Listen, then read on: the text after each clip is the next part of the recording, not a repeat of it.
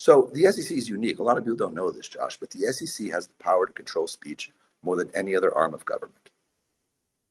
And if you look at what they do with 10B, Congress enacted 10B, but the SEC enacted 10B-5. And they took 10B and they turned what was an anti-fraud provision into an anti-speech provision. And that's why everyone on Wall Street is mum.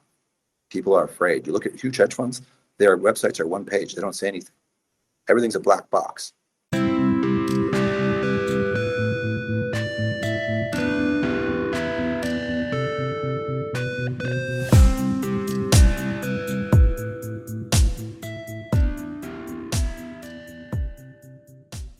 I'm here to tell you very, very quickly about how I am absolutely exploding my growth on YouTube. This tool is called Cast Magic. So, all you have to do is input your link to Cast Magic. It will give you a transcript of your entire podcast or YouTube show. It will give you all of the AI content you could ever imagine, including introductions, speaker bios, keywords, titles, timestamps, threads, promotional tweets, blog posts, and much, much more. You even get Magic Chat where people can treat your podcast like ChatGPT and ask questions about it. There's so much more. Cast Magic and use code CASTING30 to get 30% off. Okay? Thank you. I hope that was fast. Enjoy the podcast. Let's do this. Okay. So, hello everyone. Welcome to another episode of Chatter. Today I am delighted to be joined by Reverend Father Emmanuel Lemelson, Greek Orthodox priest, activist investor, and the creator of the Father Emmanuel Lemelson Podcast, which reveals the darkest corners of government, Wall Street, and culture with commentary from an Orthodox Christian perspective. Father Lemelson, welcome to the show. Thank you so much, Josh. It's really great to join you. I was so happy to receive the invitation. Yeah, no problem. I really have enjoyed listening to your show. Oh, well, thank you very much. It's the reason I first came across your stuff was because you sent me a message on Twitter or tagged me in your podcast episode, basically.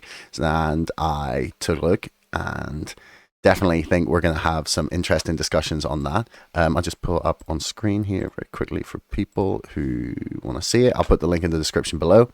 If I tagged you, Josh, I didn't realize it. Or it might not have been you. It might have been someone else. But someone sent me a message or like tagged me in a comment and just said, check this out. I can't remember exactly who it was. But yeah, that's how I find it. I'm glad it happened. Yeah, me too. It was a really, really interesting episode. So I want to get to the GameStop stuff, but I want to talk a little bit about you first. So how does an Orthodox Christian decide that they're going to get immersed in the world of finance? Like, what brought you to that? Yeah, that's a great question, Josh. Well, historically, Christians were not involved in the collection of interest. That's what investment is, or usury. And but as things stand today, almost all Christians, conservative or liberal, whatever, the whole spectrum, are involved either directly or indirectly in capital markets. Whether or not we should be actively involved or passively involved, I'm not sure. It's been said that the love of money is the root of all evil. I'm pretty sure that that's accurate. But the reality is that we all are already involved. You can go to a Catholic university and find a board with clergy on it, and they have investment mandates, even for alternative investments. That means that they're involved in hedge funds. That means they're indirectly involved in derivatives, short selling, and so forth. My position was that since we're already involved, let's just try to be a little bit intelligent about that. And in 2009, I came across the work of Benjamin Graham, and it was like being struck by lightning in terms of the clarity and the framework he provided on a value approach. And I just thought to myself, couldn't we adopt some of this thinking and be a little bit more intelligent in what we're doing, and parenthetically better stewards? And certainly we find themes of stewardship in the gospel. So how would you describe that blueprint for value, basically? How would you lay that out? How would you explain that to people? What was it that sprung out? Yeah, Josh, my experience has been, and it was really the work of Ben Graham and Warren Buffett that pointed this out, but I tried to verify it. I verified every time that, the vast majority of people involved in public markets are really speculators. And it's not a learned behavior.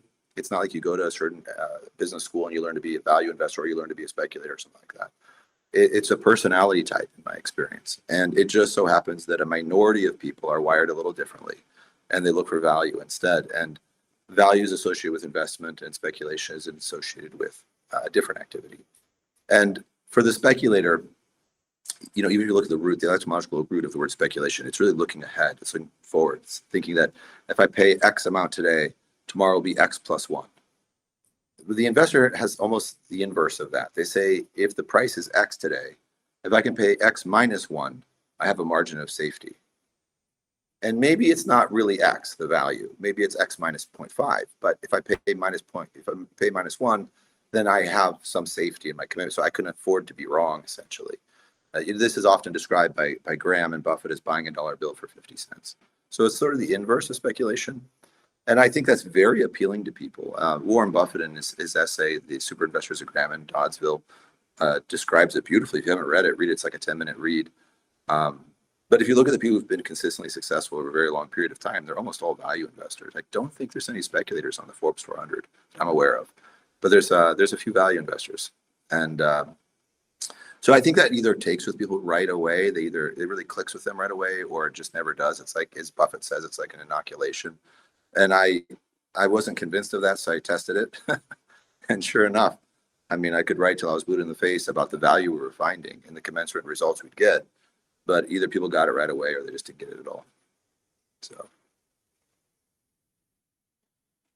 essentially, you're trying to find like value where something should be valued at X, and you can buy it for some like a discount on that because of whatever factor. And then all you have to do is theoretically wait until it's the real value that it should be. That's right. So there's an idea that in the short term, there can be price value dislocations. And in the long term, valuations approximate what they should be over a longer horizon of time. Think of it as emotions. Emotions drive the stock market, right? It's been said that it's fear and greed. So to the extent that someone has an emotion, they'll act on that. But emotions are not rational. And that's where you get price value dislocations. And then, so for the rational investor who doesn't feel any emotions, and maybe that's like a form of brain damage, human beings should feel emotions. Maybe the greatest value investors, something's not right with them because they don't feel anything. They have no emotion. It's just purely rational. And if you have that ability, you can execute it, then really the value investors are profiting from the speculators because the speculators are making pricing errors. Could you give us a practical, like, real world example of how like if there would be a price value dislocation? Like, yeah. Well, I'm trying to think of some ones I want to give you that are past time. Yeah, maybe not current time. Yeah. Well, I'll tell you, if you looked at Meta, a year and a half ago, it had a precipitous decline. Mm-hmm. And Meta probably is not the most ethical company in the world. There's a lot of arguments against investing in it, but from a purely economic standpoint, Meta has almost a perfect track record in terms of growing revenues, highly profitable. And when that stock collapsed, I guess it was about a year and a half ago, something like that. Yeah, at least maybe it was a year ago. I'm not sure now. We bought a stake in Meta, and then the price readjusted, and I think it collapsed more than 50%. So could you imagine having a company that size with that long of a consistent track record, and in a short period of time loses like half its market cap, something like that? Don't quote me on it. Well, the underlying economic characteristics of the business could not have changed by 50%. So the market was unhappy that Mark Zuckerberg was talking about virtual reality, his efforts for this sort of virtual reality endeavor. He was spending tens of billions of dollars. And he probably was off the mark on that. He really should have been focusing more on AI. But if you listen more carefully to those conference calls, they really were focusing on AI because they were building one of the fastest supercomputers in the world. And I didn't think it was going to be a hard shift for them to get back on track and focus on it. And then they did. And then the price recovered and it reflected its true value. And in the interim, of course, I don't know what we made. It was triple digits or something on it. So there was a price value dislocation. There are some of those today that we have bought for our fund. I think we own like one share of Meta today in the interest of full disclosure. But in my opinion, that was like a no-brainer. You could just see the consistent cash flow. You could see how radically profitable the company was. And then you could see where the market had overreacted. Yeah, the market had probably overreacted, because the metaverse stuff, but also probably because there was like Facebook kind of gone out of fashion in a sense, And just because like it was out of the headlines doesn't mean people weren't still buying like a ridiculous amount of ads on the platform. Like there was still like a high volume of use just because it wasn't TikTok. Yeah, that's a really good point you raised, Josh. I mean, Ben Graham used to say that the stock market's a beauty contest in the short term and a scale in the long term, meaning it's weighing the balance sheet in the long term. But you're right, TikTok might be a beauty queen for a while, but at the end of the day, if you look at social media usage, Meta is still by far the largest. So there's all this talk that it's out of fashion, it's not very popular, I guess, but the numbers don't support that. Yeah, they definitely don't. Well, yeah, like you said, you made triple digits, so congratulations. Well, we make plenty of mistakes too, Josh. Well, yes, but you know, you can't judge any one person on a single trade. But, no, you can't. No. Well, I mean, you could perhaps judge Roaring Kitty on his single GameStop. Well, I don't know if you call it a single trade, but his journey from $53,000 to at one point last week being worth $1 billion it's insane, really. So before we get into the specifics of some of the stuff you said about it, I wanted to ask about something you said here quite early on in the video. You said what's going on with GameStop is gambling.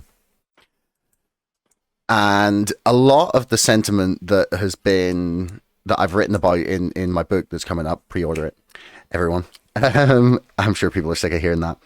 Anyway, a lot of the sentiment has been that, look, the entirety of Wall Street in many senses is a big casino, and that the sentiment is like they're gambling with, instead of like a few hundred or a few thousand, they're gambling with billions or hundreds of billions they're at rollers. Yeah, especially when you consider like the consequences of some of the bigger bets that have been made, like for example in 2008, like the consequences of the gambling has cost the global economy probably trillions. So they'll gamble with anything. Yeah, housing, you name it, anything that can be cut into pieces and sold. Yeah, and then bets on the things that we cut into pieces and sold, and then betting on the pieces that have been cut up of the rest. Yeah, the derivatives market. Yeah, essentially. And I think people's attitude to it is like, look, I know it's gambling, like, but we're watching the professionals treat it like gambling. Like, why shouldn't we? Well, not all the professionals. Seth Klarman, Warren Buffett, Charlie Munger, the top performers who consistently compound at 20% plus or somewhere near there. I don't think they're gambling. They do it for decades. I mean, a speculator can be successful for a while. Roaring Kitty has been, Keith Gill. But could Keith Gill do it for 4 decades or 5?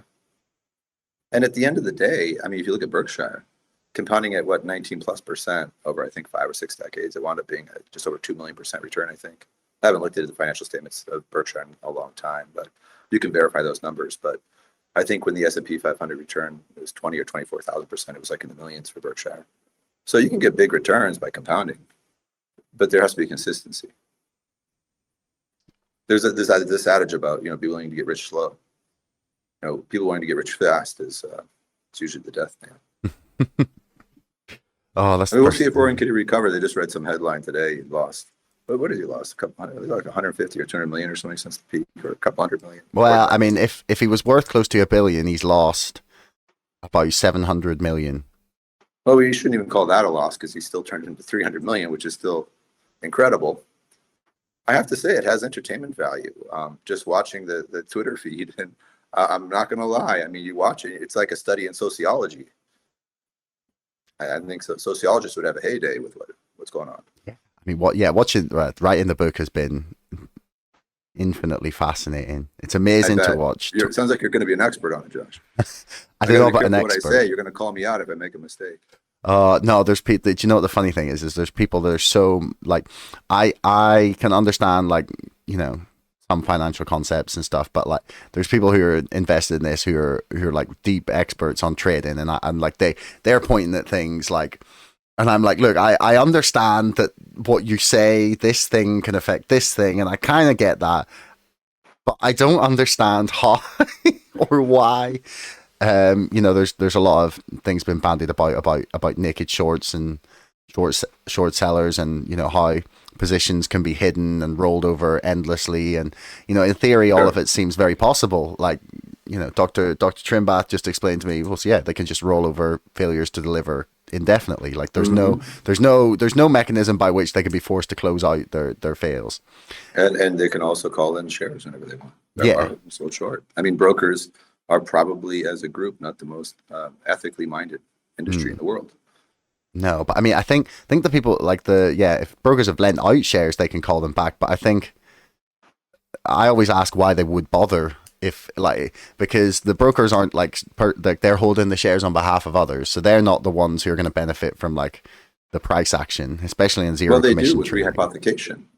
Well, They're- yes, but that means that they benefit by lending out the shares, because it's like a fee, you're earning money from it. So the longer the shares are loaned out, surely like the better for them.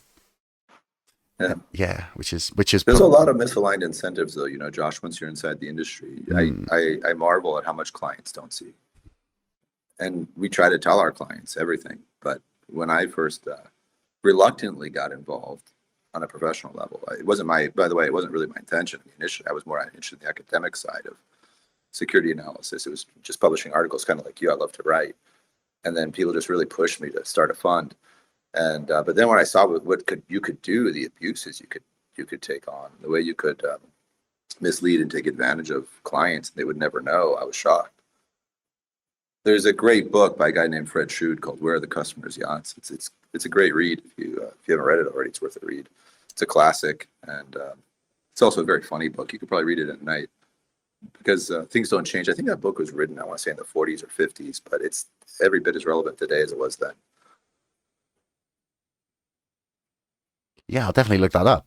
Yeah. So I guess and you're talking about all these misaligned incentives that exist within the industry, like regulatory wise, and probably like for the practices of your broker, or your hedge fund manager. I want to go back to the idea that we sort of mentioned about like the weird oxymoron we have between like you being an Orthodox Christian father / reverend, or both technically. Is it both? Yeah, so a Christian just means that you believe Christ is fully God and fully human, that you received holy baptism in the name of the Father, the Son, and the Holy Spirit, that you believe in a triune God. Those are the three requirements to be a Christian, whether you're Protestant, Catholic, or Orthodox. Hmm. And then to be a father means that you receive the sacrament of ordination, which is one of the 7 sacraments of the church. In the early church, a presbyter, the Greek presbyteros, just means an elder of the church, so someone who serves the community. Okay. How do you like? So we're talking about so many misaligned incentives, and you've mentioned, I think you quoted Timothy, was it? Yeah, Timothy chapter 6 verse 10. Have nothing to do with the furthest acts of darkness, rather reveal them.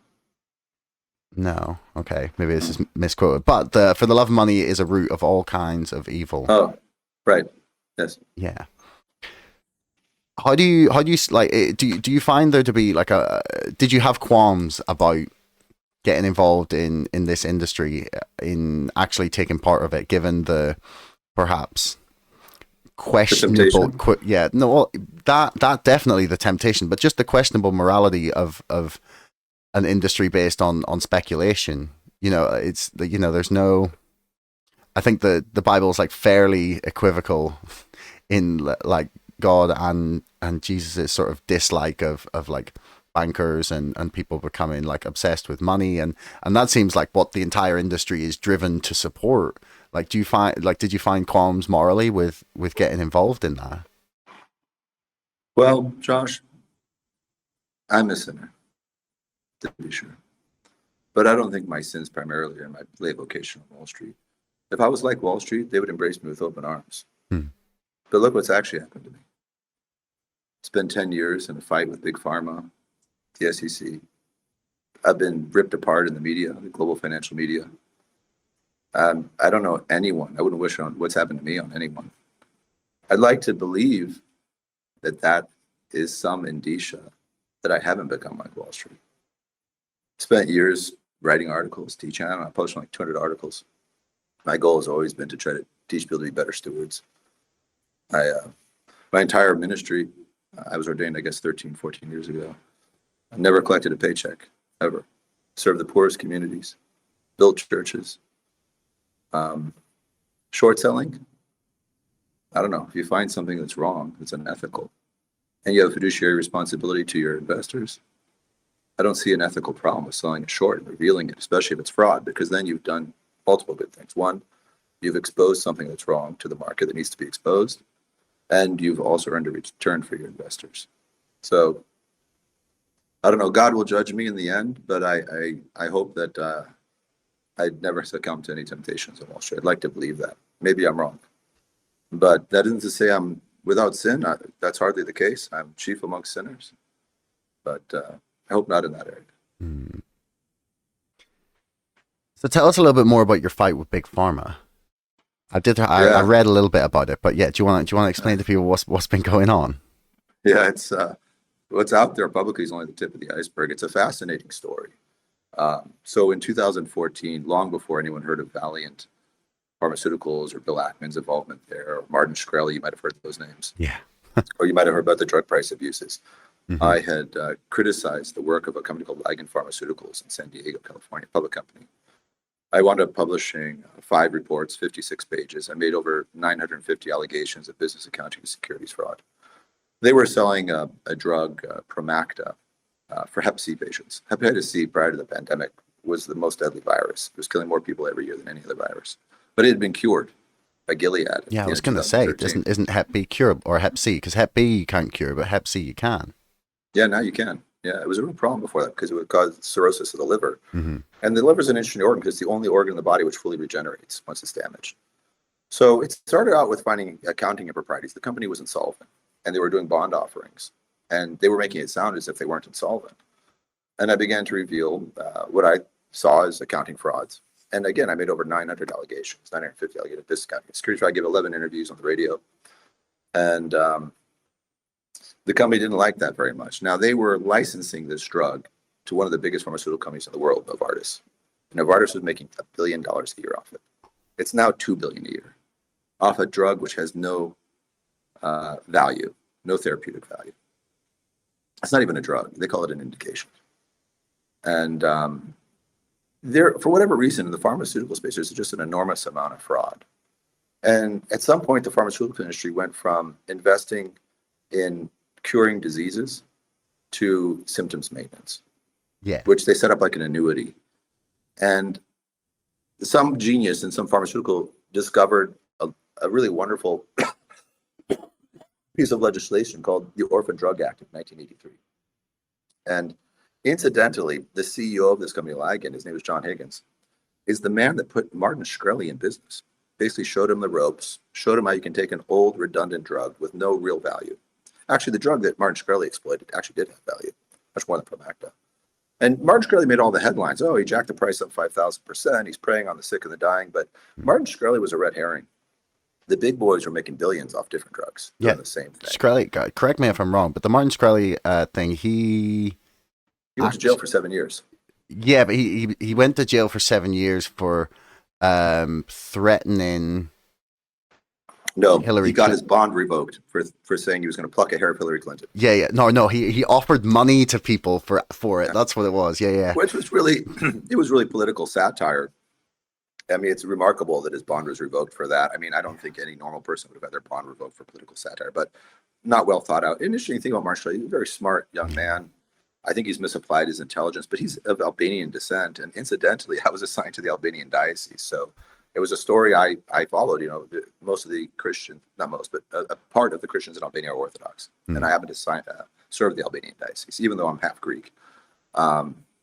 So getting back to Orphan Drug Act in 1983, essentially what it does is once they get orphan drug designation, they can take an old drug and get patent-like protection on it for 7 years. Mm-hmm. And then they can jack the price up. And it's called an orphan drug because it has a finite patient population, meaning there might only be like a handful of patients in the world that need this thing. Mm-hmm. But once they have that, it's not commercially viable without it. But once they have it, they can jack the price and they get tax incentives and they get all these benefits from the government. And so Ligand had all these drugs. They were all orphan drugs at that time that they had. And they were really figuring out how to get the most mileage out of it, exploiting it. And The company was like a pump machine. It was just pumping the price of stock up because insiders were selling stock. So the insiders were making tens of millions of dollars. The business didn't have any real underlying value. The drug certainly didn't, other than raising its price. So as I sort of first stumbled upon the accounting malfeasance, and then later understood the bigger picture, and the bigger picture was really that they were preying on the sick and the dying. They were preying on people that had a curable disease with a redundant drug. And so I'm a priest, right? So what am I supposed to do? I go to the hospital, I pray for these people. Am I supposed to say nothing? So now I have the ability to read financial statements. I can see a fraud. And so I open my mouth. And it's one thing to short any industry. It's a whole other thing to short the pharmaceutical industry because they are powerful. So when you talk about politicians speaking about the power of the pharmaceutical industry, it's no joke. It's like the military machine in the United States, in the military industrial complex. They have very powerful lobbyists. And that company decided with their lawyers to pull out all the stops. And I'll tell you, the SEC is a captured regulator. In my mind, there's just no question about it. It's a revolving door with Wall Street. They're really not out there like cops on the beat trying to stop fraud. Far from it. They're out there collecting future clients for when they build their resume and they leave the SEC and they go to work at these big law firms. And their pay goes from $200,000 a year to $250,000. It goes to $2.5 million. So it's talk about the love of money being the root of all evil. If they love money and they're going to make a lot of it. And if you look at the relationships between the prosecutors and the SEC, the investigative lawyers, and the folks in the law firms that the companies hire, like Ligand hired in this case, you wouldn't believe the depth of those relationships. They go back like a decade. These people are going to lunches together. They're on panels together. They're basically best friends. So in this case, probably went to university together in a lot of cases. Yeah, it's a small club at the top. At any rate, in this case, there's some great Barron's reporting on this case and some great Reuters reporting you can look up. It's hard to find some of this information on me because there's a few people who have gone out of their way to control my biography online to make sure some of this information doesn't come out. It's kind of remarkable. But getting back to the fight, I spent 10 years. I'm still in the fight. We're actually suing the SEC right now for our legal fees. We live in a post-truth world, I guess, where people just, it's total moral and ethical collapse. People don't care about the truth. The SEC made 17 demonstrably false allegations in their lawsuit against me, which was encouraged not only by the company. They didn't check any of the allegations the company made. They literally copied and pasted out of the company's presentation and put into a complaint and sued me. Wait, no way. Yeah, verbatim. Did not check any of the allegations. They had all their accounting wrong. So CEOs, they're salespeople. They don't even know basic accounting. And I happen to love accounting. I love security analysis. I mean, I eat, breathe, and drink it when I'm not in church. And I interpret financial statements in my sleep. So they just made ridiculous allegations. They allege, for example, that in the bond offering, the company wasn't insolvent because the proceeds from the bond offering should have been added to equity. That's like saying taking out a second mortgage on your house increases its equity. It's just so stupid. It's like accounting 101. But Ligand actually believed that because they don't know accounting, because all they were interested in is increasing their stock price and selling shares, of which they sold a lot. And it's remarkable because you listen to all these interviews. I've given all these interviews on this website called Benzinga. I gave it 11 interviews. And you listen to them, and I'm making all these allegations, and they couldn't really get any that were wrong, so they had to make up stuff. So they accused me of being an infinity fraud, preying on my parishioners. No parishioner was ever my investor. They showed pictures of me in church. Bloomberg, the SEC leaked it to Bloomberg. They wrote a hit piece showing crucifixes at the top of the page. I mean, stuff that, if that was a Jewish person or a Muslim person, heads would have been rolling. So, their MO, the SEC, is to destroy you economically and to compromise you so that you'll settle. And they asked me 7 times if I would settle with them, and each time I told them no. It was a little rougher than that. I didn't exactly say no. It was a little bit more aggressive, but I'll just leave it at no for now. And so, I've eventually discovered even a congressman was involved, this guy, Duncan Hunter. He wound up pleading guilty to felony charges, was sentenced to 11 months. Just a big debacle. And, Ligand did collapse. Their stock eventually lost 80% of its stock price. They went from 5 billion down to like 1.5. We submitted 5 whistleblower reports showing the fraud. And I said, with each relator, I said, look, I know you guys aren't going to do anything about this because I know how corrupt you are. I would just tell them to fair, like, you're corrupt. I said, but I'm putting it on the record because time reveals truth and justice. The whole thing was a circus. The judge was, the lead prosecutor was a former law clerk for the judge. The judge was in my opinion, a far left political activist judge. She did not like me from day one. I walked in that courtroom. She was discussing my penalty from the motion to dismiss phase.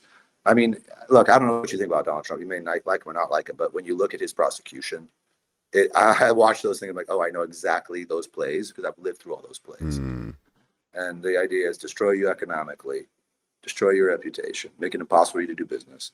Then you settle, and as part of that settlement, you sign a neither admit nor deny agreement, and you never get to criticize the SEC. So if you choose that route, you save your career, right? And you get to be in business. Like Leon Cooperman. Leon Cooperman was sued shortly before me. The man was worth $4.5 billion. He had full insurance coverage. He goes on Bloomberg, and they introduce him as, you can look up this video, as the legendary investor Leon Cooperman. Okay.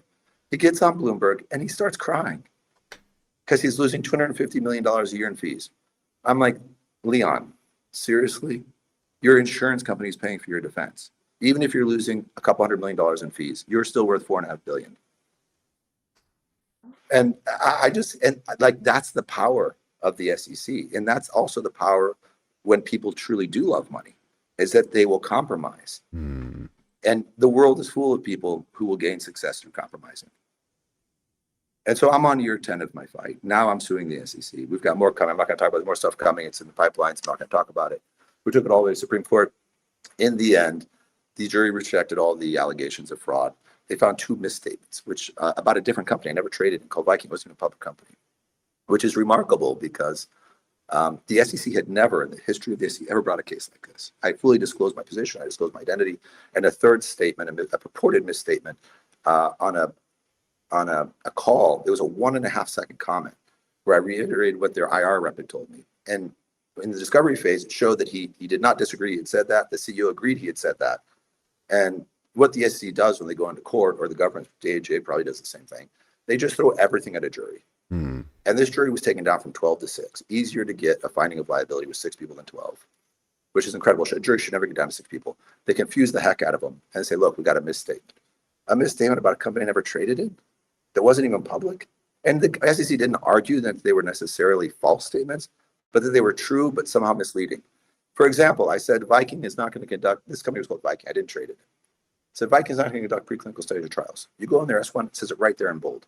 We asked the CEO on the stand, were you going to conduct preclinical studies or trials? No. And I was found liable for that. So the SEC is unique. A lot of people don't know this, Josh, but the SEC has the power to control speech more than any other arm of government. And if you look at what they do with 10B, Congress enacted 10B, but the SEC enacted 10B5. And they took 10B and they turned what was an anti-fraud provision into an anti-speech provision. And that's why everyone on Wall Street is mum. People are afraid. You look at huge hedge funds, their websites are one page. They don't say anything.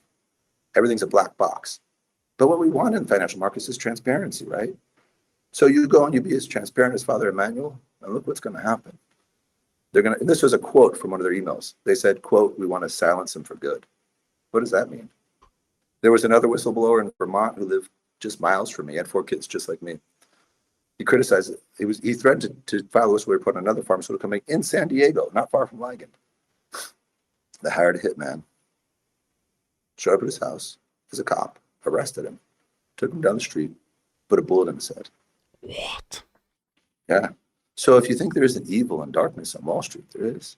So when they're saying we want to silence Father Emmanuel for good, I would just take them at their word. Wow, that's scary. The guy dressed up. You know, there's a cop. tip of the iceberg on this story on the Lemelson Capital site. You just click on history. You could read some of it and some of our other activist positions. There's so much more to the story. And I think that will all come out eventually. We're now seeking millions of dollars in legal fees back from the SEC. But like I said, you know, Josh, I'm not telling you I'm a saint. I'm no saint. But Wall Street for me has been nothing but a crucifixion. Wow. I didn't realize it was quite this bad. I knew you were in a legal battle with them, but nothing like this. Wow. Yeah, that's the tip. Well, because, you know, Josh, a lot has been suppressed. There's some great Barron's reporting and Reuters reporting that it's weird. I discovered on Wikipedia, of all places, that there's these 2 editors, like they're administrators, apparently. One, his name is Small Jim, and the other one's name is Green C.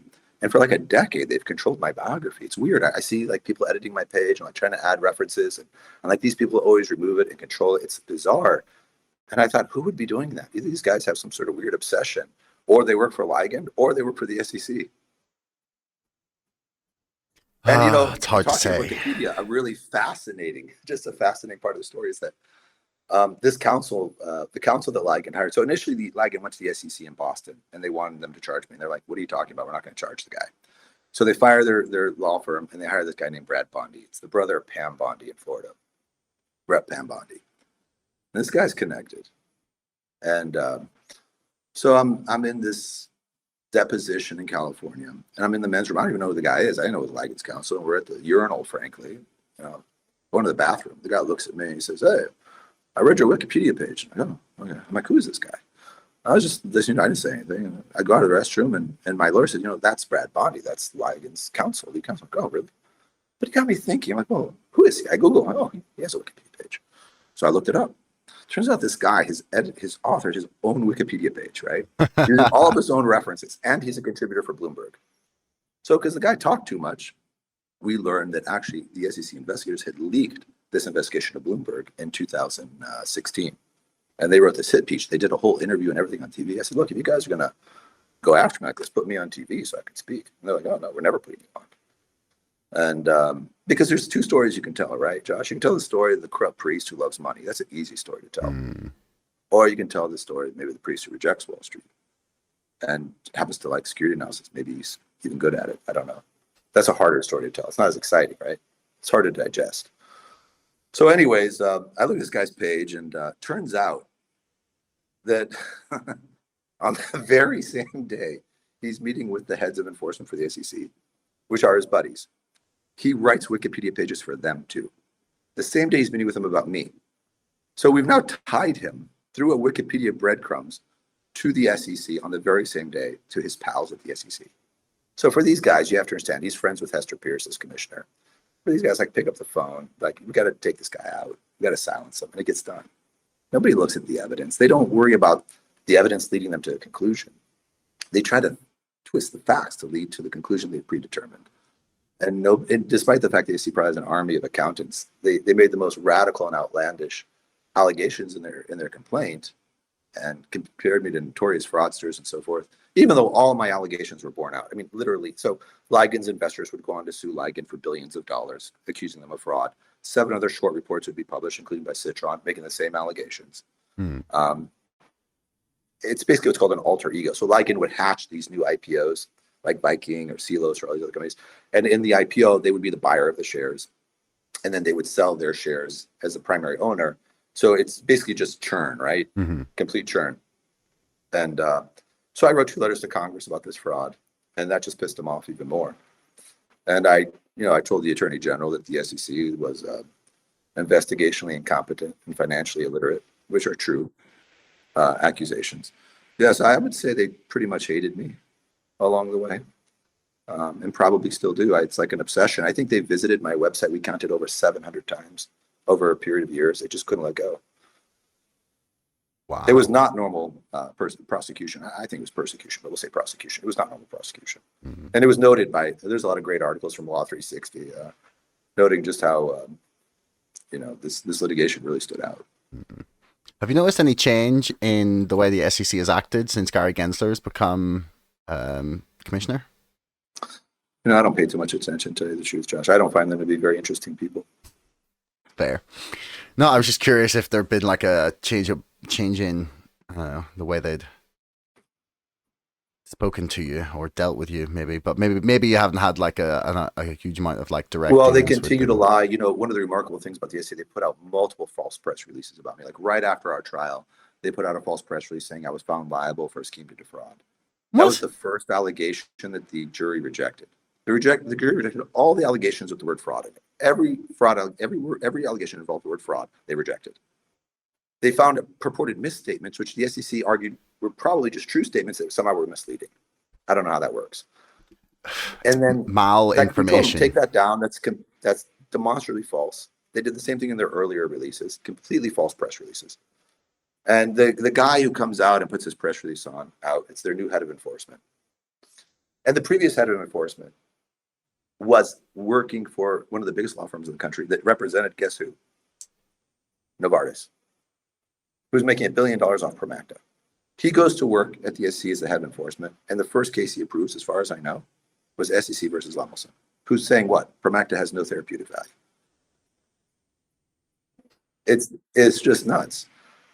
And most people don't know this because the SEC put out this multiple false press. We said, take that down. They take it down, they put out another false press release. And then you know what they do? They take the first false press release and they email it to their entire email list. They don't care about the truth. What? Zero regard for the truth. Did what? So the guy who releases this, I don't remember what was his name. He's a Sikh. He's a Sikh. He's got a turban on his head. His skin is brown. Look, I'm not racist. I love all people. But the fact of the matter is I'm white. I got a collar on my neck. You might have noticed. They hate me.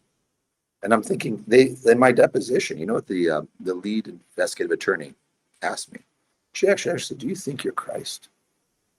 Can you imagine? I mean, I'm like, what does that have to do with this investigation? So anyways, it's like a circus. I mean, if the average retail investor thinks the SEC is protecting them, boy, that's naive. yeah, I don't So think it was they like do. scales falling from my eyes, Josh, this experience. And honestly, I wouldn't trade it in for anything. I met some of the most incredible people in the world through it. I had a wonderful team around me, some brilliant people who I learned from. And I probably wouldn't have met those people or learned from them. You know, behind the scenes, there were people who really wanted to help. They saw the injustice of it. And I was just humbled by that experience. And then, you know, I was grateful in many ways for my attorneys. I wound up writing a big part of our legal pleas. A lot of people don't know that. I wanted to become like a lawyer through the whole thing. I wrote basically a large part of what we would do. I would do a lot of the heavy lifting in the background, but I had a wonderful lawyer, and he did a terrific job in the trial. Honestly, with a fraction of the resources of the government, I think they had something like 10 people in the courtroom that day. They had, I don't know, another 10 people on a Zoom call. I mean, we estimated they probably burned through $10 million in taxpayer funding on this. Such a waste. Yeah, while Ligand, you know, policed investors and they lost billions, Hmm. and nobody's looked at Ligand.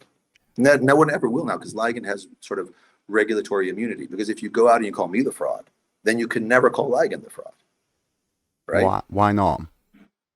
Well, because if you're saying that I said fraudulent things about the company, I said the company's a fraud. Yeah. I said, no, Father, you're the fraud. Well, now if you're going to hold that line, then you've protected Ligand, right? You can't go back and say, oh, wait, actually Ligand was a fraud. Hmm. Then that would mean that Father Emmanuel was right. And you'd have to admit that you were wrong. The SEC will never admit that they were wrong. No. So Ligand really got a lot out of it. And in a way, it was like they deserve a lot of credit for being great strategists. Of course, they don't care about the truth or honesty or God or anything like that, or moral law. But now that they've disposed of all that, morality and ethics, you know, they've done a great job in a very dark sort of way, because they've gained regulatory immunity for themselves. It would be incredibly embarrassing for the SEC or any other regulator to look at them and say, actually, they really are involved in fraud. And the incredible thing is they were actually previously delisted. I think they've had two or three different auditors resign. Really? One of their auditors received the largest fine in history from the PCAOB up until that point for issuing a clean audit statement on the company. It's just like every red flag you can imagine. So anyways, I probably gave you a really long answer to a short question. Don't worry. I wanted to go back just a little bit to something you mentioned. Rule 10b-5.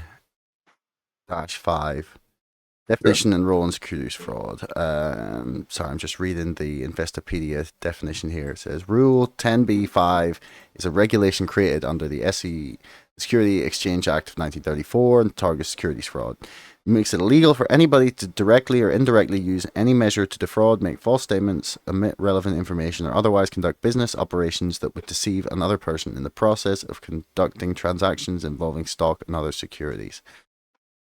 So you're saying that this rule has been used to turn the SEC into the most censorial department of the US government? It actually is. But they took 10B. So Congress authorized 10B. The SEC late on a Friday night one night came up with 10B-5 and got one commissioner to sign off on it instead of a couple commissioners. And 10B, which was an anti-fraud provision, suddenly became an anti-speech provision. Okay. And the SEC is, as far as I know, the only government agency that in its settlement agreements muzzles its targets. And they get muzzled. They can't say a word. So they use it to prevent people from speaking out after the SEC has perhaps settled with them. Yeah, as part of every settlement agreement they sign. Of every settlement agreement. And then, to make matters worse, they have their administrative law courts, which are completely unconstitutional and violate the Seventh Amendment. So they have these kangaroo courts where they assign a judge as an internal employee, and they know the prosecutors. There's no evidentiary hearings, and they just decide what's going to be done to you. That's it. And there's a great case before the U.S. Supreme Court right now, Cherkessy, which is challenging the legality of administrative law courts. Cherkessy is probably going to prevail. I think everyone should read my Supreme Court filing, my writ of certiorari for the U.S. Supreme Court. It does a great job of explaining how the SEC took 10b and turned it into 10b-5, and in the process snuffed out the First Amendment. Because you're going to snuff out people's ability to speak freely, even when they see a fraud. You know, the First Amendment allows errors in speech. I'm not saying I had errors in my speech. I didn't. But even if I did, the First Amendment, case after case after case, the precedent has shown that you cannot stifle speech because someone might make a mistake. If that was the case, the SEC should be in jail for life after all the false allegations they made about me, which they've never taken credit for. They never withdrew those filings, and they just put out more and more false press releases. The remarkable thing was, in my case, is that everything they accused me of is what they were doing themselves. And when I started to notice that pattern, this is really remarkable. You know, you say people see the world through the lens of their own interior life. And so they saw me as a fraud and a cheat and a liar, because really they're frauds and cheats and liars. And they're lazy because nobody even checked their math. That's the most shocking part about that. I can't believe that they like that. Shouldn't that just completely void their entire case? You know, Josh, there was a time where I used to believe things like that too. Like, and then there was a time where I saw the reality of our legal system, and it's not healthy. Because a legal system cannot be any healthier than the culture it lives in. And I can tell you, in America, we're an ailing society. We're a society of ubiquitous mental illness, of widespread drug use, of turning our back on God, on the church, on our beliefs, and our institutions reflect that. The institutions can't be any healthier than the people that comprise those institutions. So it's worse than most people think. Where do you think that started?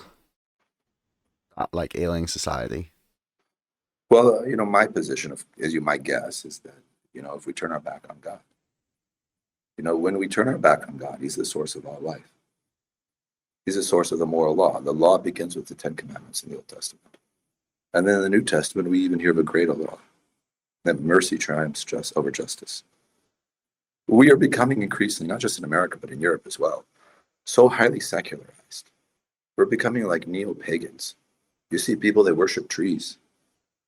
They're obsessed with Eastern religions. They want to do yoga all the time, or talk about Buddhism. They have a Buddhist statue in their house.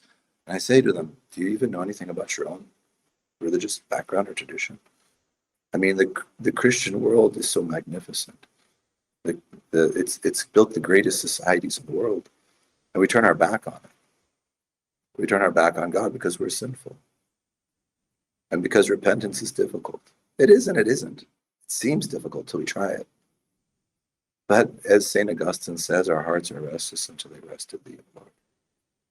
But our hearts remain restless. And we think in our pride, we're going to do better. And I don't need to go to church. The church is bad. The priests are bad. Look what happened with this scandal. And yeah, we failed. The clergy failed for sure. But that church was established by Christ. And its teachings are complete. And if we were to turn back to the church, turn back to God, we would start to treat each other better. We treat each other terribly about our world. We're doing horrible things. Look at the abortions. How many babies die in the womb every day? Look at euthanasia. We're killing people who have the smallest psychological disorder now on a whim. Young people even. Oh, I feel depressed. I'm applying for euthanasia. Yeah. This is like going back to the pre-Christian era. This is like pagan Greece. This is like pagan Rome. It's insanity. Like we've given up what made us a civilized people. It's like moral and ethical collapse. Yeah, it's concerning to look around the world. Why do you think you talked about the increasingly secularized thing and the people's lack of curiosity, or I think maybe a complete rejection of the faith of our ancestors? Like, why do you think that's happened? Like, why is the faith of our ancestors so repulsive, and these other ideas that, like, yeah, they might seem very peaceful and, you know, interesting, but like ultimately they're yeah they're not offering us like a worldview that's so vastly different from like perhaps what Christianity might offer, in that like there's an answer and a meaning. So like there's not like it doesn't have like qualities that you wouldn't find in a religion that had been practiced at home for hundreds of years. Do you know what I mean? Like there's not like it's not like it's providing something that's like lacking in Christianity, you know, or well, maybe it is, maybe people disagree with me there, but it seems like, you know, perhaps it's like a search for meaning or something. Like, why do people reject the thing that's right at home from them? Why do they have to go like around the world for it? I guess that's what I'm trying to ask in a very roundabout way. Well, I think you have two questions there. The first question is, why are we turning away generally and becoming more secular, right? And I would say that it seems to me that, there's good and evil in the world. As Christians, we believe an attempter and a fallen angel and Satan who would have us not have communion with God. And I think the state of the world as we see it today was in the making for decades. But it's not totally new. The idea that we're going to cut ourselves loose from religion and from God's will because we somehow are enlightened has existed for a long time. I mean, you don't have to go that far back in history to see that there were Bolsheviks, Leninists in Russia who said, it'd probably be a good idea if we just kill all the clergy and the bishops, and then we'll destroy the churches. And much of the rest of what became the communist world. That was terrifying. And yet the church was resurrected. And you see that cycle throughout history, that evil seems like it's going to prevail over God, but ultimately evil can never prevail over God. And, I often cite the example of, Albania. It was considered the most atheistic state in the world. It was the first to declare state atheism. And they were Marxist-Leninist, the regime, and their dictator was totalitarian. There was Enver Hoxha, and he would take the churches and destroy them or turn them into gymnasiums. And you see this going on in Ireland, right? They become like bars and apartments.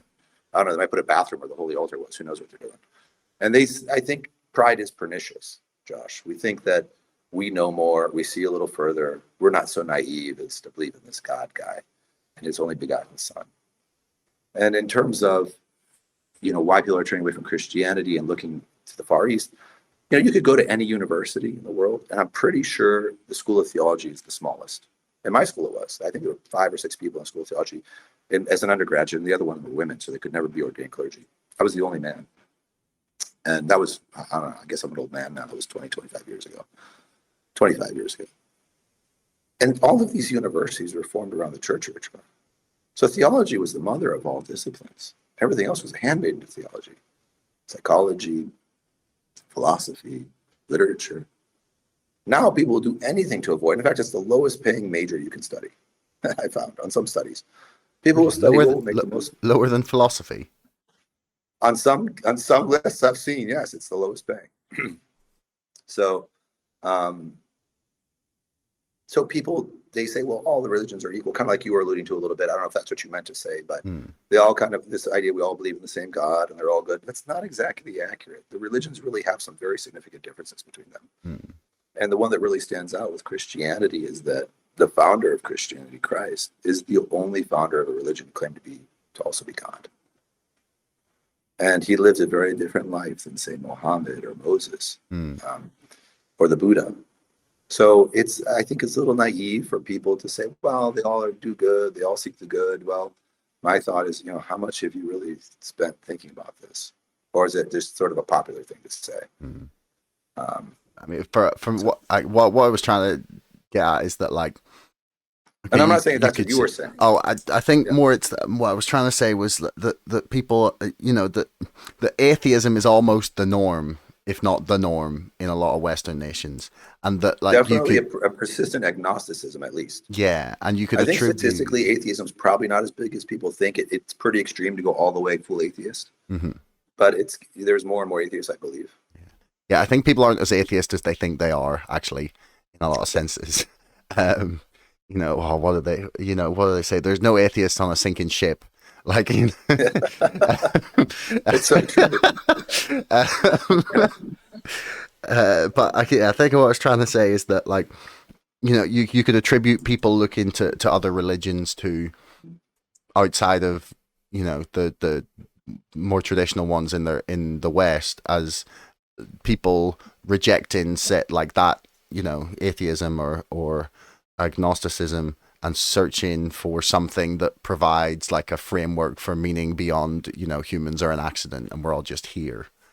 But the fact that they like actively like reject like Christianity as an option just because it's from here is really interesting to me. I mean, I think as someone from Northern Ireland, like I watch a lot of people not want to have anything to do with organized religion because of the connotations that it's had with war and violence in our own country. Do you know what I mean? Like, we blew each other up for 40 years or longer because of seeming people as if people weren't blowing themselves up before Christianity. Well, yeah, but I mean, it's just, I think it's because the even though the war was a more identitarian and cultural in that it was about our identity, like, are we British, are we Irish, but the fact that the two states lined up in a way in Northern Ireland demographically, that it was essentially, now obviously there's this isn't like exactly true, but it was like the Irish community and those that saw themselves as Irish were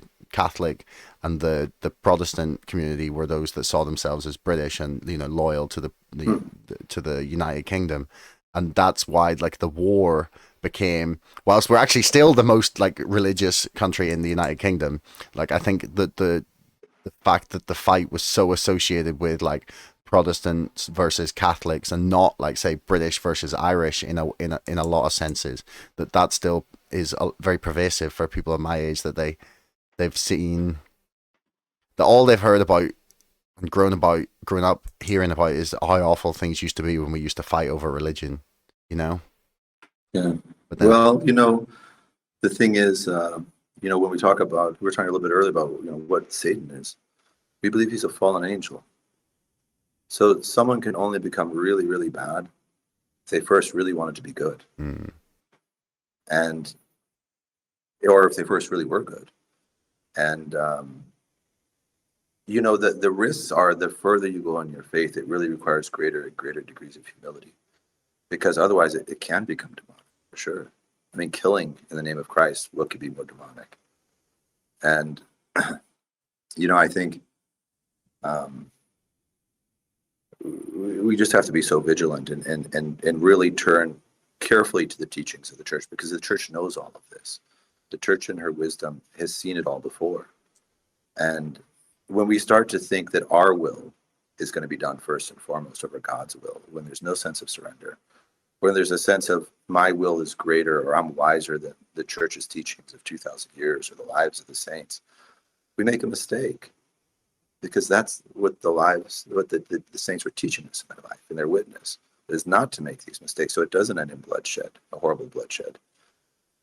And it's unfortunate what happened in Ireland, and it's unfortunate that people associate that tumult and the unnecessary killing, and I guess terrorism, you can say, with a religious conflict, because really, in my mind, it's the failure of humanity. It's the victory of sin. That's what it is. And the goal for us as Christians is to try to let go of sin as much as we can. We fail every day. And then the goal is to get back up and to seek forgiveness and to offer mercy to one another. If we could just do that, we would treat each other better. And that was Christ's example. He died for, the ones he loved, for all of creation. He didn't sin. I can't find any accounts where what did the Jewish leadership accuse him of? Okay, he violated the Sabbath. All right. And what was he doing? He was healing on the Sabbath. What was greater? He claimed to be God. Okay, that's a remarkable claim. He's a blasphemer. What if he really was God? So, I mean, this is a very different life than, say, Muhammad, for example. And now you have a Europe that is so secularized and is becoming increasingly, like I say, neo-pagan. But the reality is that culture and society is held together by religion. And if you take religion out of the equation, some other religion will replace it. It could be a proper religion or a world religion like Hinduism or Buddhism or Islam. Or, humans will make anything into a religion. It could be capitalism, it could be a political system, which are in the humanist strains. But what you see happening in Europe right now is you see a replacement of populations with Islam. And we did an episode on our podcast, I think it was episode 12 on that. We called it, title of that podcast episode was European Infertility and the Rise of Eurabia. And you probably see it in Ireland. So, I say in that podcast, unless the Muslims show up, I'm like, oh, you don't have any religion? We'll give you religion. Because humans are instinctively religious. All of recorded human history is man's search for God. So we can't really, secularism doesn't really last. It's really replaced with humanism, is what it's replaced with, or persistent militant atheism, like you brought up, or persistent agnosticism. But the other major undercurrent you start seeing is humanism. That gives rise to these political systems like Marxism. And then look at the death toll from that. Stalin killed, 20 million people? We talk about how many people Hitler killed. Stalin killed more. Yeah, more than 20 million. Yeah, I don't even know what the numbers are. I thought it was 20 million. Maybe it's more than that. I think it's like 50 to 60. Well, if it is, I'm way off, but I thought it was 20 million. Could be wrong. How many, I'm going to Google it right now. Did Stalin kill? Obviously, there's going to be varying estimates. But what does it say when you look it up? One thing saying 7, one saying 20, one saying 25. Yeah, probably nobody knows the final number. Yeah, but then nobody was. Mao was like walking around counting. Yeah, they're saying Mao was 45 million. That was the worst, apparently. There you go, a humanist movement, right? So communism is this horrible thing. Whether it's Chairman Mao used to say, we're talking about Albania. He used to say, we have a friend in the West. It's Albania. He actually said that, and it's interesting. You look at what these humanist movements do that result in Marxism. It's the death toll is extraordinary. I don't know if anything stands up to it. No, it's the most murderous regime in history by far. You could say maybe it's skewed because they, we haven't had a large dictatorial, non-communist group or country or group of countries. Since the advent of mass murdering weapons, do you know what I mean? But I think that's a really poor argument. It's look, we didn't get anyone that wanted to kill me. Tactical nuclear weapons, he probably would have used them. Yeah, probably. But I see in America, for example, in the Northeast, it's really secular, and America's more conservative in the Southeast. There's the Bible Belt and so forth. If you're in Texas or Florida or something, Arizona, I don't know. There's still a good part of the cohort which is Christian, but in the Northeast, where I used to live. We built a church there. It's an Orthodox church. We built the first Orthodox church in the state of Vermont. There are other Orthodox communities, but they had converted Protestant churches. And that state also has the lowest religious observance of any state in America. So it's the most secular. It's kind of like the Netherlands of America. And, I see that very often the people there, they're just vicious towards each other. You see this sort of aggressiveness. It's not that different than what the Cultural Revolution in China must have been like, or in Russia under the Bolsheviks. Granted, they're not killing people, thank God. But you can see these undercurrents of sort of disdain for anything involving religion, certainly Christianity, and an aggressiveness and a disregard for morality and ethics that I just think every sociologist should be studying Vermont. It's such a fascinating case study because of their extremely low religious observance. And it's, I guess, mirrors perhaps Canada. You see this in Canada so much where, they just burn down churches. They don't care. They think it's okay. And you see that sort of trickling down through the Northeast. And, I wonder, do people know where that's really going? Because it's been seen before and it does not lead to a good place. you might think you know more, and you might think that you're smarter than the church and 2,000 years of history and thousands of libraries filled with millions of books on the richness of the history of the church and their teachings. But when you start to think that way, your will be done. And when it becomes that, there's always the possibility for the rise of a megalomaniac leader like a Hitler or a Stalin or a Mao, and then the carnage is really going to add up. Yeah. I mean, people very rarely see where they're going until they're there. In this sense, in history, like there's but then the problem is with every time things do go crazy and murderous, like there's people who have been screeching, oh, this is gonna go crazy and murderous, and then it doesn't happen. And so even when people see the signs, they maybe fail to like do anything about it because they have the belief that it won't be, that it won't be us. We won't be, that couldn't happen here, or that wouldn't happen in this country. That sort of attitude. I think a lot of Jewish people in the late 30s and early 1940s did not look at the evidence that Hitler was psychotic.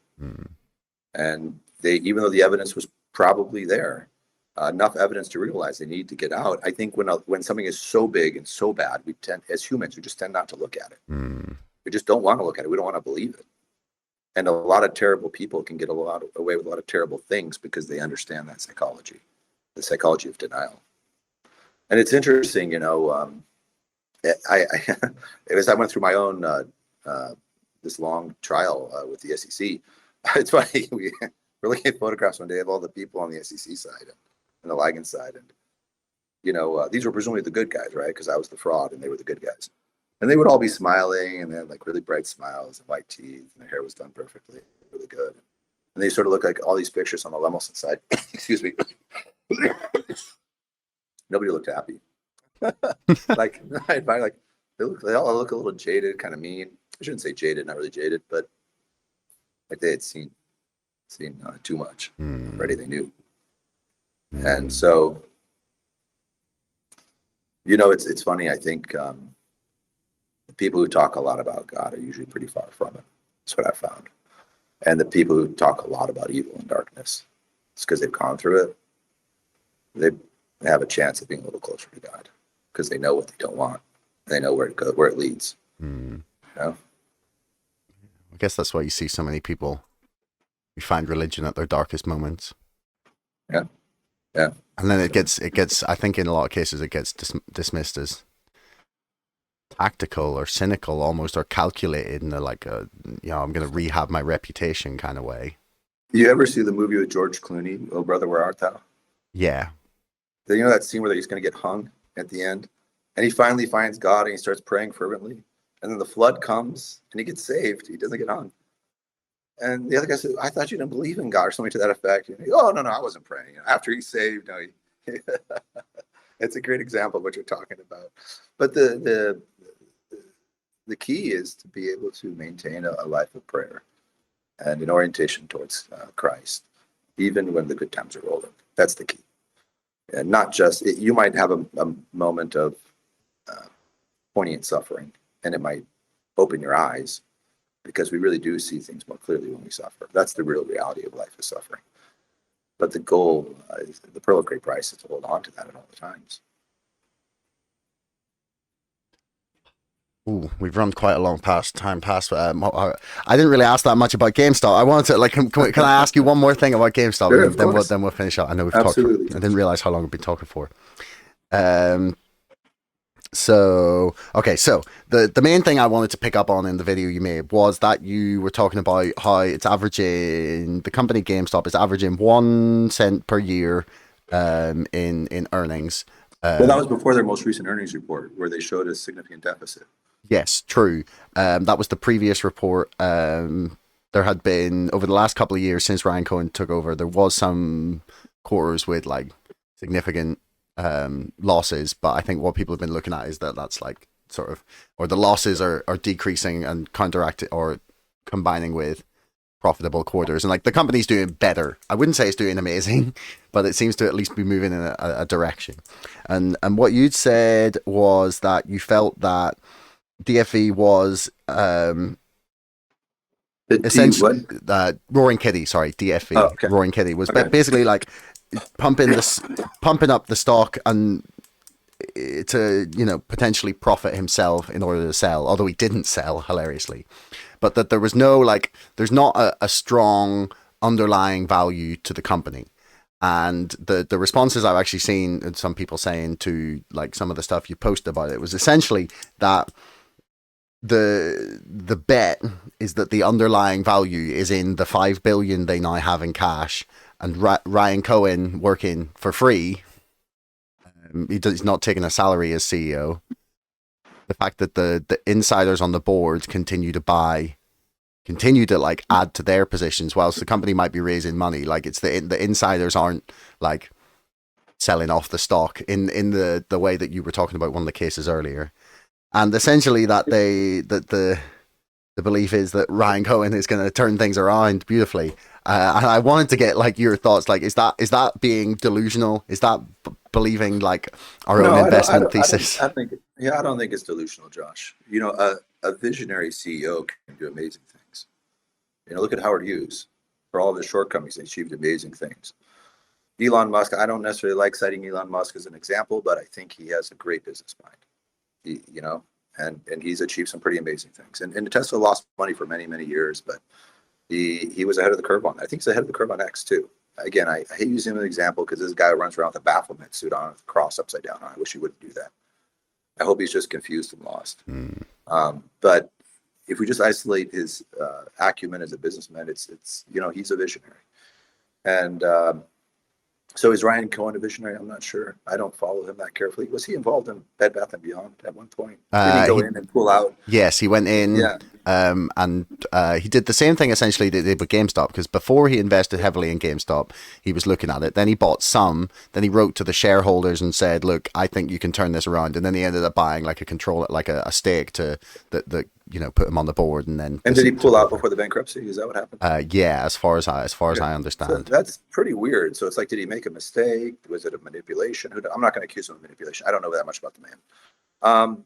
But on GameStop, I mean, so there's the qualitative issues you're talking about. Like, is the strategy good? Is there a defensible mode? Are they going to do something with online gaming no one else is doing? I don't know the answer. But I usually start with the economic value. So there's the quantitative and the qualitative. You're talking about the qualitative. I'm talking about the quantitative. I just start with the balance sheet, statement of cash flow. And it is, I guess for me, it's troubling that the stock sales occurred around the same time that Roaring Kitty emerges, right? It troubles me from a corporate governance standpoint, because that's not how stock sales should go. So historically, a company would have, say, 10 or 15 or 20 years of operating history. It would be consistent. They would grow, and they would do an IPO. And then later, we moved into, reverse mergers. And we saw a lot of those during the pandemic, for example. And the majority of them were just garbage. They collapsed. And now we're moving into this meme stock thing where we sell stock because of a meme. Like, we've gone pretty far afield from what capital markets, how they normally operate. And I think we should ask ourselves, is this good capitalism or is this unhealthy capitalism?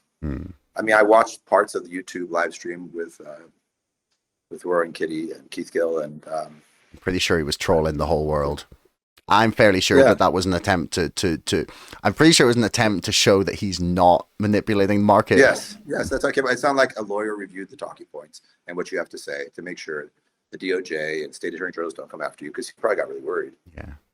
And as he watched the stock price went down, he probably, I'm not going to get a case brought against me, because honestly, cases get brought that aren't trumped up charges all the time.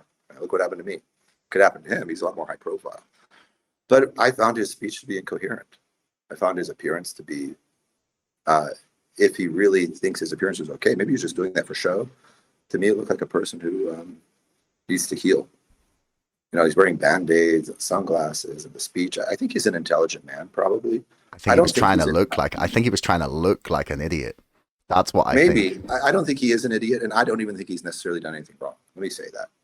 As far as I can tell, I don't think he's done anything wrong, actually, as far as I can tell. If he wants to put memes out there, I don't think that's illegal. I don't even think it's unethical. All I'm worried about is the investors who are going to get hurt. There was some guy who drove his car into a GameStop retail location because he lost $50,000. We hear in the headlines the people making all the money and it's going to go up, and you got Wall Street Bets posting on Twitter every day. What about the people who are losing a lot of money because they don't know what they're doing? They watch Jim Cramer or they follow Keith Gill. It's just not investing, in my opinion. Yeah. If they haven't even looked at the financial statements of the company. I don't know what Ryan Cohen's strategy is. I didn't hear anything from Keith Gill that was new. Did you? No, I mean, I honestly, I didn't expect him to come out and say anything new. Like, he clearly has his way of doing things. Like, and I only watched like 5 minutes of it in all fairness. He didn't really say very much. Like, he said a lot. He said he was like clear that it was him trading and it wasn't some backing from someone else. It was all his money. It's the only positions he holds.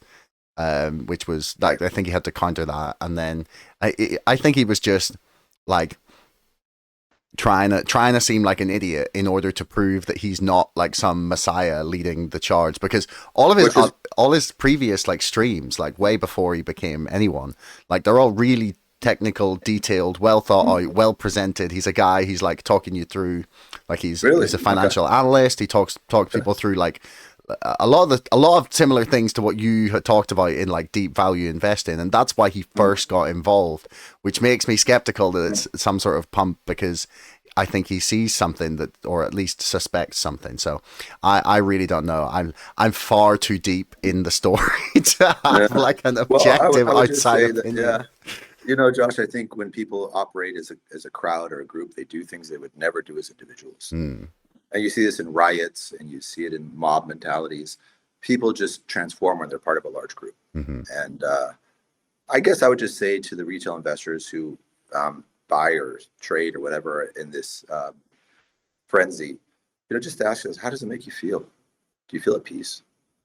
Do you feel good? If it's causing you to lose your peace, if it's causing you to lose your state of mental state of mind, which is calm, if it's taking away from the quality time you can spend with the people you love, if it's taking away from your quality of life, if it's taking away from doing the things you truly love, just stop it. You don't need it.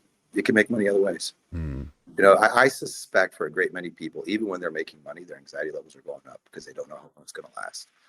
And if it's causing you anxiety, what's the point? I mean, you only have so much time on this earth. And as they say, there's no luggage racks on hearses. So even if you made $1 billion off it, like Keith Gill, but you lose this part of your life you could never get back. You might ignore your kids for a week or a month or something. Then was it worth it? Yeah, maybe not. I mean, a lot of the people who are deeply invested in the stock have been so for 3.5 years and have like increased their positions by orders of magnitude. Like myself being one of them. Like I've like whenever I see a nice price, I'm like, I'll take a few more of those. Wow. It's the hill that people are like and this is what makes it fascinating to me, is that the reason that people are so deeply invested in this, continue to buy, is because that they believe that the short selling and the naked short selling that is allegedly targeting this stock and has been for many years. Like GameStop was shorted well over 100% a couple of times before it ever went like high in January 2021. Like it's been a couple. By the way, do you know what stock became the most shorted stock after GameStop declined on all public markets? Would it be, what was the one? Ligand Pharmaceutical. Was it? No way. Became the number one most shorted stock. Wow, that's fascinating. And the CEO sold copious amounts of stock as it was shot up. Well, after the SEC sued me and accused me of being a fraud, it was like the opposite of Keith Gill. It was like I became like the sacrificial lamb for insiders, whereas like he's actually helping the insiders too, because like he pointed out, they have all these billions from stock sales.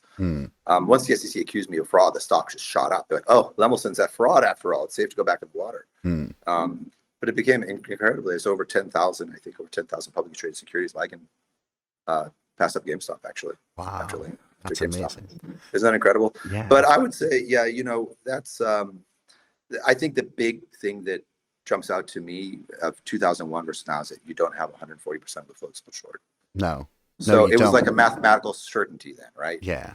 But I think the idea is that like, because they think like, and I'm not sure how accurate this is, but they think so there's now 75 million shares minimum that have been directly registered. So that's about 20% of the flow. So basically the idea is that the more that retail investors take out of of circulation, the closer you get to this point where you can't naked short anymore because there should be no there should be no volume because there's no shares in circulation. And the idea was that by proving this, that they could, put a stop to naked short selling and use GameStop as this great moment in history where, people, this watershed battle against the financial industry. Like, this is how people, see this. They think that by, at some point, we're going to get the mother of all short squeezes, and that's going to prove that the shorts never covered, that the financial system is broken, and is going to usher in, a massive period of reform and regulation as, the million or so people who are still invested in the company become fabulously wealthy. And, I hope that that's what happens. Yeah. Well, you know more. Sorry, Josh. You know more about GameStop than I do. I don't follow that closely, to tell you the truth. No. I think I'm just trying to rationalize what what people are doing. One thing we talked about Albania earlier as well. And after communism collapsed, the country descended into anarchy because of pyramid schemes, actually. And during those pyramid schemes, there was this, this thing going around where everyone said, you've got to buy into this new era, these banks, these new things, and just sell your house, do whatever you can. And it destroyed the country because everyone did it. It was like the madness of crowds again. So I think manias, whether they're tulip bulbs or it's what resulted ultimately in anarchy in Albania, or what I think is probably GameStop is. And I could be wrong. Maybe I'm wrong. Maybe you're right, Josh. But to me, from an arm's length, it just looks like another mania. Mm. And I mean, these banks are powerful. There's probably a whole lot going on behind the scenes. They're not dumb, right? These aren't like high school dropouts running these banks. These are the smartest guys in our society. They go to Harvard. They go to MIT. They're smart. All right. They're not in it to do good. They don't care about teaching. They don't care about fairness for their clients. They care about one thing, winning. And that means getting wealthier. Mm. I just find it hard to believe that, a large pool of retail investors are going to outsmart these guys. It's like the housing crisis. I mean, homeowners got blamed for what happened to the housing collapse. But it's so funny that you would blame a plumber who bought a house with a 2-car garage when a guy who came with a synthetic residential mortgage-backed security that was tax exempt and made $1 billion, and you don't think he might be at fault? Like, look at just follow the money trail. Now, these million investors, have they all done well? I don't know. I mean, maybe someone's conducted a study, or maybe they will conduct a study. I don't know. But I have a feeling that there's far more losers than winners. And that's usually what's necessary in Wall Street to create great wealth. Yeah. Well, last week, I think 97% of all GME longs were in the green. Wow. That'll have changed slightly. Did somebody do an actual study on that? Mm-hmm. Okay. Yeah, I can't remember what it was, but I did see it on Twitter. It was an actual piece of data. It's like over the last. Well, that shouldn't be surprising, right after the run up. I mean, but it wasn't. It wasn't like right at peak, but it was like last week when it was valued up a little bit higher than it is now. But so I mean, theoretically, if they go out and buy $5 billion in some acquisitions, people might end up at least having made a handsome profit, if not, becoming. Well, I think I say in my podcast episode on that, I think I say at one point that it could change, that the economics. Yeah. No, you did acknowledge that. To be fair, I wouldn't accuse you of not. I like I said, I don't know Ryan Cohen. I've never talked to him. Maybe he's a visionary. All I recalled was the Bed Bath & Beyond issue, because we had actually owned Bed Bath & Beyond, and I remember his involvement. And we did quite well on Bed Bath & Beyond. We bought it quite low. At that point, I thought there was a significant margin of safety. But I thought it was strange that he went in and then pulled out. That seemed very unusual to me. Yeah, it seemed like there was internal disputes with the board, and decided to just cut his losses and get out of there. So that's fair. But yeah, I couldn't tell you exactly what went down. I've been very much focused on one. The GameStop story is very much enough for one man to have to try and deal with. But yeah, we'll see how it plays out. I have no idea how it's going to end, which makes it so infinitely fascinating, I guess. But anyway, I've taken up a lot of your time, and I'm sure you are a busy man, but I really, really, really want to thank you. It's been fascinating. I learned a lot, heard some really interesting stuff. I will put your Twitter and links for your podcast and Lemelson Capital and whatnot in the links in the description below. Yeah, it was a great joining you. I appreciate the invitation. I really enjoyed our conversation. Yeah, me too. Stay in touch, and everyone check out Father Melson's podcast, or Father Lemelson's podcast. Apologies. Hey, listeners, real quick.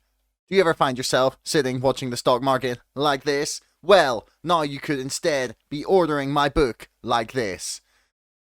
It's the story of GameStop. You can purchase it with a hoodie, with acknowledgements, or just with the early backers edition. It's all about the GameStop story. It's the real story, not just what you've seen on films. It's exactly what has happened over the last 3.5 years. And with DFE back, I'm finally able to draw a conclusion to my book. Please pre-order it. It really helps me out. And you will get it eventually, I promise. Hopefully this year.